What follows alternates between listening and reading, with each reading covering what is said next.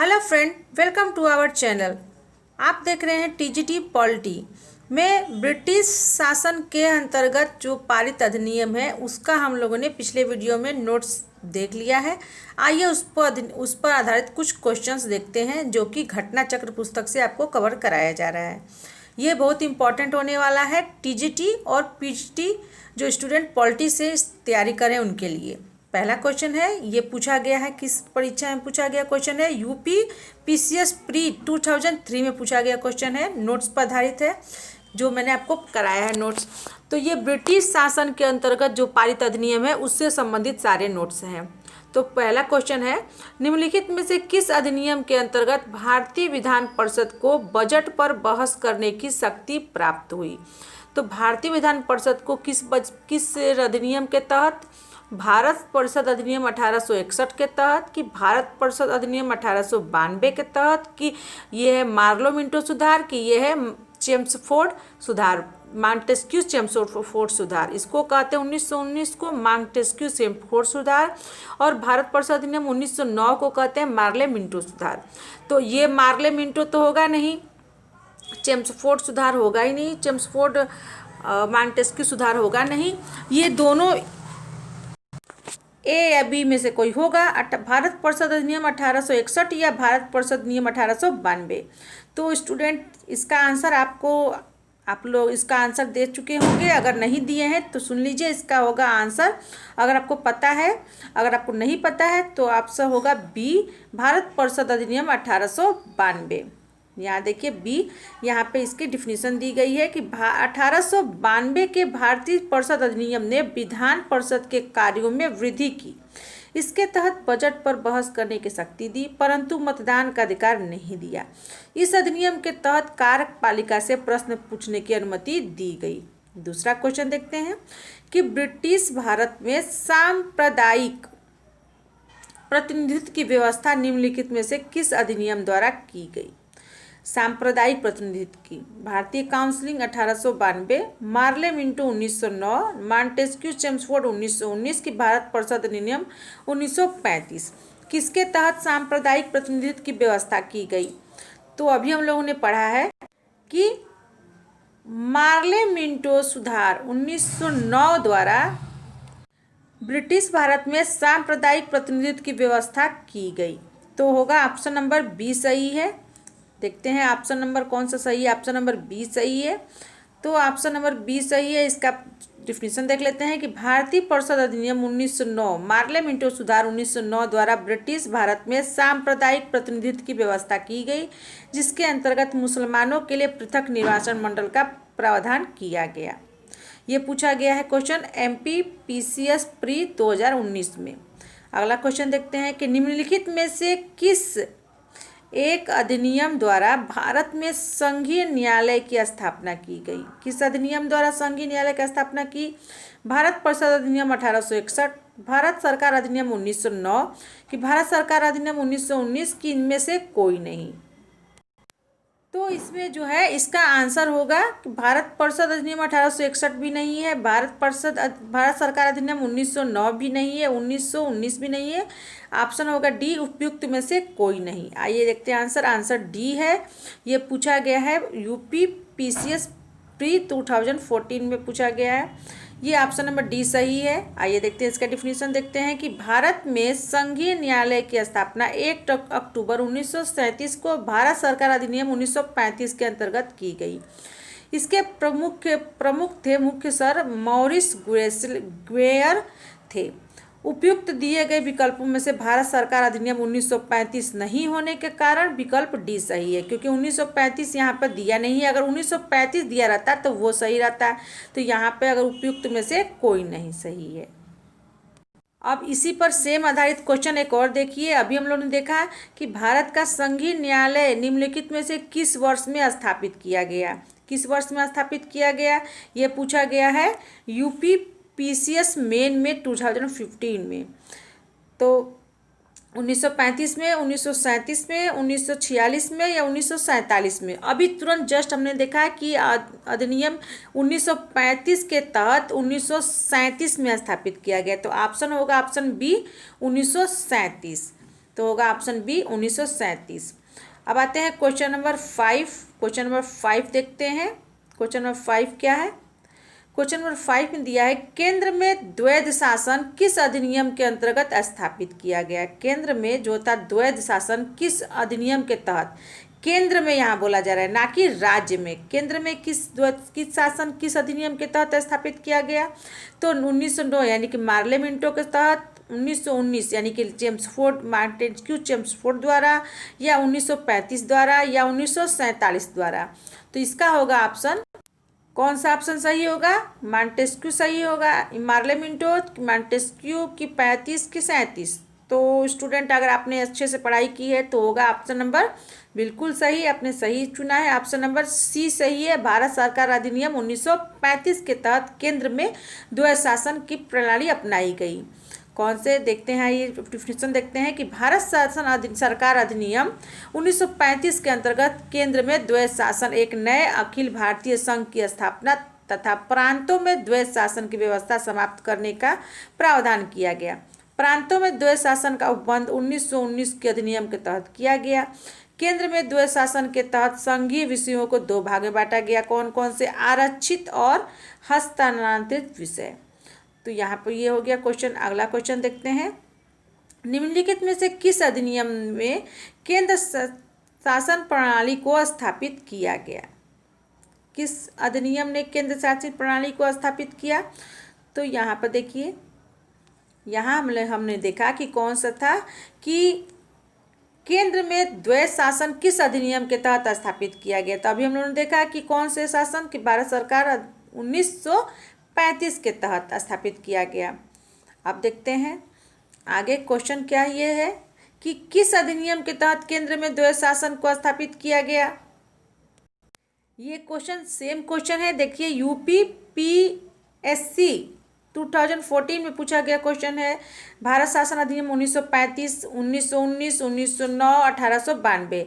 तो किस अधिनियम के तहत केंद्र में द्वैध शासन प्रणाली अपनाई गई? तो भारत शासन अधिनियम 1935 अभी हम लोगों ने देखा, तो होगा ऑप्शन नंबर ए सही है।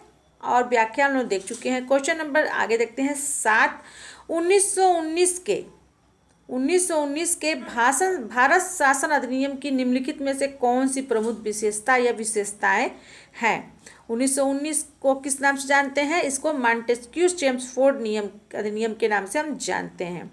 आते हैं कौन कौन सी विशेषता है, कौन कौन सी विशेषताएं हैं। देखिए ये क्वेश्चन पूछा गया है IAS प्री 2012 में।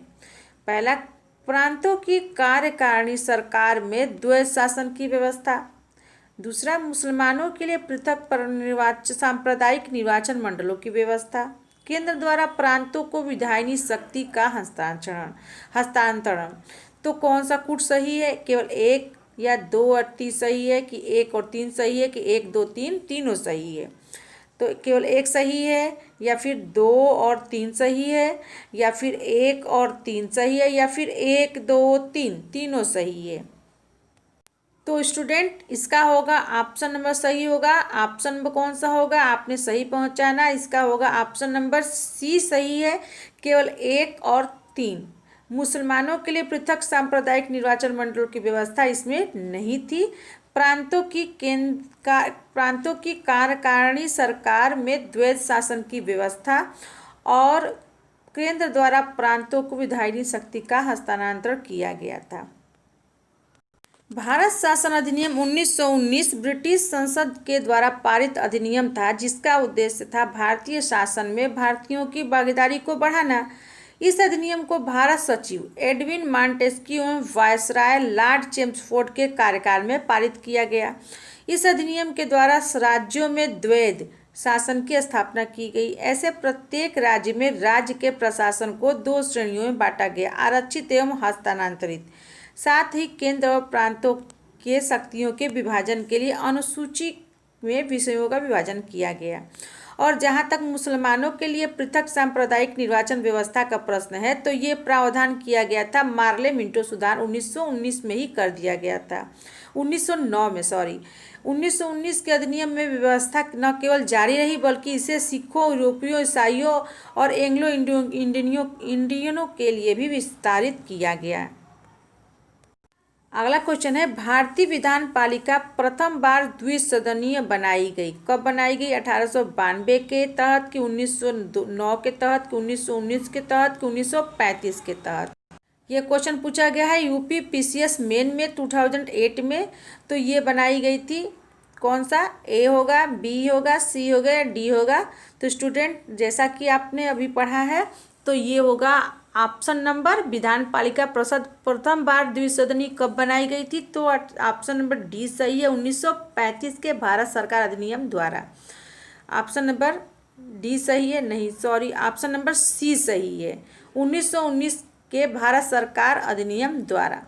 आइए डिफिनीशन देखते हैं कि 1919 के भारत सरकार अधिनियम द्वारा केंद्र में द्विसदनीय विधान पालिका की स्थापना की गई।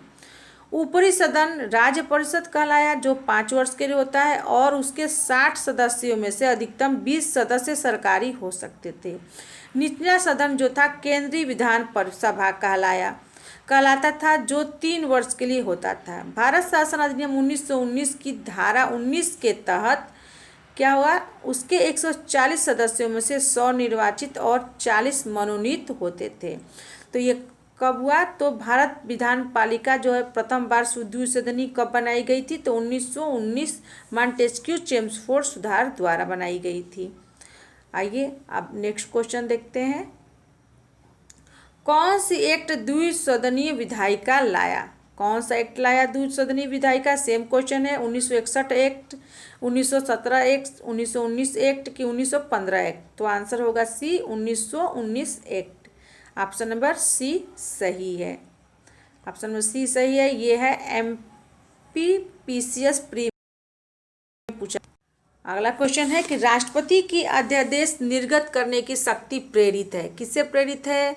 भारत सरकार अधिनियम जो था 1919, 1935, 1909 के 1947। तो ये अधिनियम प्रेरित है, ऑप्शन नंबर बी, भारत सरकार अधिनियम 1935 के तहत। बी यूपी पीसीएस मेन में पूछा गया क्वेश्चन है। तो इसकी डिफिनीशन देखते हैं। यद्यपि ब्रिटिश भारत में गवर्नर जनरल को 1861 के भारत परिषद अधिनियम से ही विधान परिषद की अनुमति के बिना अध्यादेश जारी करने की शक्ति प्राप्त थी, तथापि भारतीय संविधान में राष्ट्रपति की अध्यादेश निर्गत करने की शक्ति अनुच्छेद 123, 123 भारत सरकार अधिनियम 1935 की धारा 42 और 43 से प्रेरित है। नेक्स्ट क्वेश्चन देखते हैं, केंद्रीय विधानसभा का या के निम्नांकित में से कौन सा या कौन से निर्वाचन भारत शासन अधिनियम 1919 के तहत हुआ या हुए? कौन कौन? ए 1926, 1937 से 1945। सही उत्तर का चयन कूट से कीजिए। ऑप्शन ए सही है, या ऑप्शन बी और सी सही है, या ऑप्शन ए और सी सही है, या ऑप्शन ए बी सी तीनों सही है। ये पूछा गया है RAS या RTS प्री में 2018 में पूछा गया क्वेश्चन है। तो इसके तहत क्या है? विधानसभा के निम्नलिखित में से कौन से निर्वाचन भारत सरकार अधिनियम 1919 के तहत हुए हैं? तो ए केवल सही है, या केवल बी और सी सही है, या ए और सी सही है, या ए बी सी तीनों सही है? तो इसका होगा आंसर सही होगा, इसका आंसर है ऑप्शन नंबर सी, ए और सी सही है। वर्ष 1926 और वर्ष 1945 का केंद्रीय विधानसभा चुनाव जो था भारत शासन अधिनियम 1919 के तहत हुआ था। तो ऑप्शन नंबर क्या है? ऑप्शन नंबर सी सही है। कौन कौन? ए और सी, ए और सी ये 1919 के तहत हुआ था। कौन सा? कि वर्ष 1926 और 1945 के तहत जो का केंद्रीय विधानसभा चुनाव जो था भारत शासन अधिनियम 1919 के तहत हुआ था। अगला क्वेश्चन देखते हैं कि निम्नलिखित में से किस अधिनियम द्वारा संवैधानिक निरंकुशता का सिद्धांत प्रवृत्त किया गया? किस अधिनियम द्वारा संवैधानिक निरंकुशता का सिद्धांत प्रवृत्त किया गया? ऑप्शन ए देखिए, 1909 का भारतीय काउंसिल अधिनियम, 1919 का भारत सरकार अधिनियम, या ऑप्शन सी 1935 का, या ऑप्शन डी 1947 का भारतीय स्वतंत्रता अधिनियम। तो स्टूडेंट, जो संवैधानिक निरंकुशता का सिद्धांत प्रवृत्त किया गया, संवैधानिक निरंकुशता का सिद्धांत, तो ये हो गया option A, B, C, D में से कौन सा सही है? तो ये बिल्कुल सही है। अगर आपको पता है, ये पूछा गया एमपी पीसीएस प्री 2017 में पूछा गया क्वेश्चन है। तो ये होगा ऑप्शन नंबर सी सही होगा, 1935 शासन अधिनियम के अंतर्गत, भारत सरकार अधिनियम के अंतर्गत। आइए अपनी डिफिनेशन देख लेते हैं कि संवैधानिक निरंकुशता का सिद्धांत, संवैधानिक निरंकुशता का सिद्धांत भारत सरकार अधिनियम 1935 द्वारा प्रवृत्त किया गया। यह अधिनियम ब्रिटिश संसद द्वारा सर्वाधिक विस्तृत अधिनियम था। साथ ही यह भारत के लिए तैयार संवैधानिक प्रस्तावों में से सबसे जटिल दस्तावेज भी था। इसी अधिनियम में भारत संघ की स्थापना, संघीय न्यायपालिका, केंद्र और राज्यों के मध्य शक्तियों का विभाजन आदि की व्यवस्था की गई है। किसके? संवैधानिक निरंकुशता के सिद्धांत। ये हुआ है भारत सरकार अधिनियम 1935 द्वारा। अगला क्वेश्चन देखते हैं, क्वेश्चन नंबर 13। भारत के संविधान में केंद्र और राज्यों के बीच किया गया शक्तियों का विभाजन इनमें से किसमें उल्लिखित योजना पर आधारित है? Morley Minto, Montesquieu Chelmsford 1919, Bharat सरकार अधिनियम 1935 या स्वतंत्रता अधिनियम 1937। तो स्टूडेंट, आपको पता है ज़्यादातर हमारे जितने नियम अधिनियम है, जितने सारे कार्य किए गए भारत के संविधान में, अधिकतर 1935 के अधिनियम के तहत किए गए। तो यहाँ होगा ऑप्शन नंबर सी सही है। ये पूछा गया आईएएस प्री 2012 में पूछा गया है। तो यहाँ पर ऑप्शन नंबर सी सही है, भारत सरकार अधिनियम 1935 द्वारा। तो यहाँ पे इसकी डिफिनीशंस देख लेते हैं। ब्रिटिश शासन काल के दौरान 1935 का भारत शासन अधिनियम पारित किया गया, जिसमें केंद्र और राज्यों के बीच शक्तियों का बंटवारा किया गया था। इस अधिनियम की 7वीं अनुसूची में संघीय, राज्य और समवर्ती सूची में विषयों का विभाजन किया गया था। इसके अतिरिक्त राज्य में द्वैध शासन समाप्त कर केंद्र में द्वैध शासन को लागू किया गया था 1935 के तहत। इसमें एक अखिल भारतीय महासंघ स्थापित करने का प्रावधान शामिल किया गया था। इस संघ का निर्माण तत्कालीन ब्रिटिश भारत के प्रांतों, चीफ कमिश्नर प्रांतों एवं देशी रियासतों से मिलाकर होना था, परंतु यह व्यवस्था लागू नहीं की जा सकी। 1935 के भारत सरकार अधिनियम द्वारा स्थापित होने वाले संघ में अवशिष्ट शक्तियां गवर्नर जनरल को प्रदान की गई थी। नेक्स्ट क्वेश्चन देखते हैं, क्वेश्चन नंबर 14 देखते हैं कि निम्न में से एक भारत सरकार अधिनियम 1935 की मुख्य विशेषताओं में से नहीं थी। क्या नहीं थी? ये ध्यान रखेंगे। ए, इस अधिनियम में अखिल भारतीय महासंघ का प्रावधान था, बिल्कुल था। बी, अवशिष्ट विषय प्रांतीय विधायकों को आवंटित किए गए थे, बिल्कुल किए गए थे।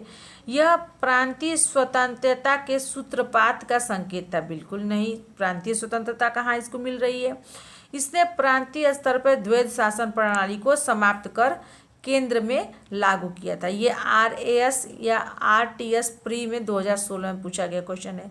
तो अभी हम लोगों ने देखा है कि स्टूडेंट, सॉरी, यहाँ पर मैंने बोला आपको कि यह प्रांतीय स्वतंत्रता के सूत्रपात का संकेत है, इसको गलत किया है, नहीं, ये सही होगा।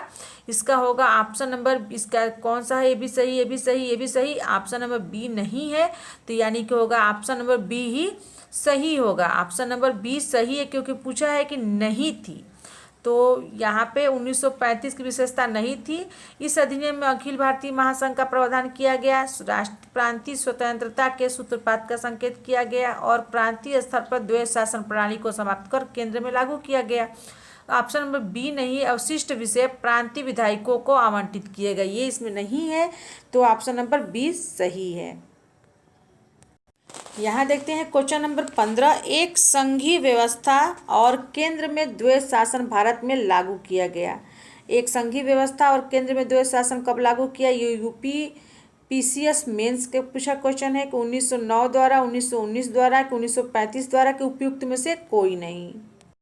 तो स्टूडेंट, इसका आंसर होगा संघीय व्यवस्था और केंद्र में द्वैध शासन कब लागू किया गया? तो 1935 अधिनियम के तहत। ऑप्शन नंबर सी सही है, ऑप्शन नंबर सी हो गया सही। आप देखते हैं question number next 16 question number, अखिल भारतीय महासंघ, अखिल भारतीय महासंघ को शामिल करने का प्रावधान कब किया गया?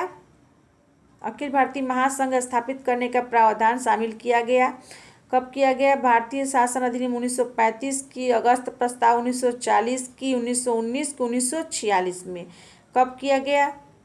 जैसा कि हम लोगों ने अभी देखा कि ये कब किया गया था। भारत सरकार अधिनियम 1935 के तहत अखिल भारतीय महासंघ स्थापित करने का प्रावधान किया गया। अगस्त प्रस्ताव भी नहीं होगा, 1919 नहीं होगा, 1946 में नहीं होगा। ये पूछा गया है यूपी पीसीएस मेंस में 2012 में पूछा गया क्वेश्चन है। आइए क्वेश्चन नंबर 17 देखते हैं कि निम्नलिखित में से किस एक अधिनियम ने भारत में संघीय शासन की व्यवस्था की? अभी हम लोगों ने देखा पिछले क्वेश्चन में, तो भारत शासन अधिनियम सरकार अधिनियम 1909 नहीं होगा। भारत सरकार अधिनियम 1919 ये भी नहीं होगा। ऑप्शन सी है भारत सरकार अधिनियम 1935 और ऑप्शन डी है भारत स्वतंत्रता अधिनियम। तो यहाँ होगा ऑप्शन नंबर सी जहाँ पर सही होगा। और ये किस एग्जाम पूछा गया है? यूपी यूडीए एलडीए प्री 2010 में पूछा गया क्वेश्चन है।